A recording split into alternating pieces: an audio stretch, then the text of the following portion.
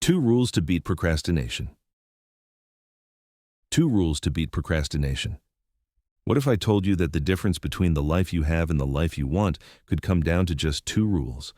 Rules so simple, yet so powerful, that if you truly apply them, you can beat procrastination forever. We all procrastinate. Even the most productive people in the world have moments where they put things off. But the difference between them and everyone else isn't that they never procrastinate. It's that they know how to beat it, how to push through. And in this video, I'm going to show you how. So grab a notebook, find a quiet space, and let's go deep into the 2 rules that can change your productivity and your life. Part 1. Understanding procrastination. Before we can fix something, we need to understand it. Procrastination isn't laziness. It's not weakness. It's a psychological coping mechanism. It's our brain trying to avoid discomfort. Your brain is wired to seek pleasure and avoid pain. And when a task feels overwhelming, boring, or scary, your brain flags it as pain. So instead, it pushes you to do something easier. Scroll your phone, grab a snack, clean your desk. Anything but the thing you actually need to do. This is called task aversion, and it creates a loop. Avoidance brings temporary relief, but also guilt. That guilt increases anxiety, which makes the task feel even harder. So you avoid more. Breaking this loop isn't about willpower, it's about strategy. Part 2. Rule number 1, the 5-minute rule. Here it is. Commit to doing the task for just 5 minutes. That's it. Don't commit to finishing it. Don't commit to doing it perfectly. Just start. Why does this work? Because starting is the hardest part. Once you begin, your brain shifts from thinking to doing. You stop imagining the pain of the task and start engaging with it. Psychologists call this the Zeigarnik effect, the tendency to remember and want to complete unfinished tasks. When you start something, your brain wants to keep going. Momentum builds, friction drops. Imagine you need to write a paper. You've been putting it off for days, but today you say, I'll just work on the outline for 5 minutes. You start, you find a groove. An hour later, you realize you wrote half the paper. The 5-minute rule removes the pressure. It turns the mountain into a pebble, and pebbles are easy to kick forward. Apply this to anything, studying, exercising, answering emails. Just say, I'll do 5 minutes, and start. Part 3. Rule number 2, the why rule. This rule is deeper, more emotional, but just as powerful. Before doing any task, ask yourself, why does this matter to me? We procrastinate more on tasks that feel meaningless or disconnected from our purpose.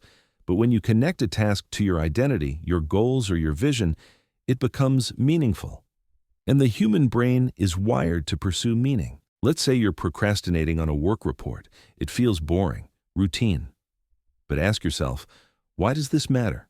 Maybe it helps you keep your job. Maybe it moves you one step closer to a promotion. Maybe it helps you provide for your family. Suddenly, it's not just a task, it's a mission, and missions get done. The why rule activates your intrinsic motivation. It stops your brain from thinking short-term and reminds it of the bigger picture. You can go even deeper. Journal your why. Write 1 sentence before any hard task. I'm doing this because it brings me closer to the life I want. This isn't fluff. It's psychology. And it works.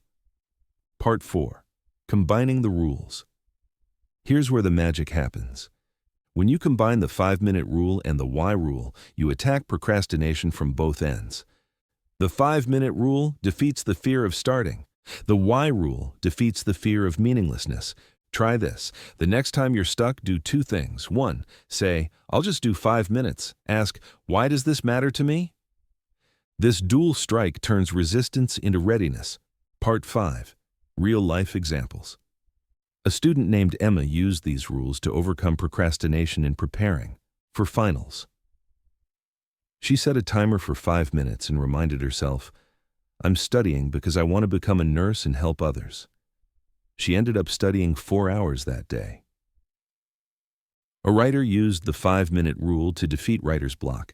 He told himself, just write 1 bad paragraph. That paragraph turned into a chapter. A gym goer used the why rule by putting a sticky note on their mirror. I work out because I want to live long for my kids. That note changed everything. Part 6. Closing thoughts. Beating procrastination isn't about being perfect. It's about being consistent. You don't need a new app. You don't need a 30-step system. You need a reason to start and permission to start small. So the next time procrastination hits, remember these two rules. Start small, just 5 minutes. Think big. Connect to your why. If you do these two things consistently, you'll win more days than you lose. And winning days leads to winning weeks. Winning weeks build momentum, and momentum builds a new identity. Not someone who avoids hard things, but someone who shows up, who moves forward, who gets things done. And that's who you were always meant to be.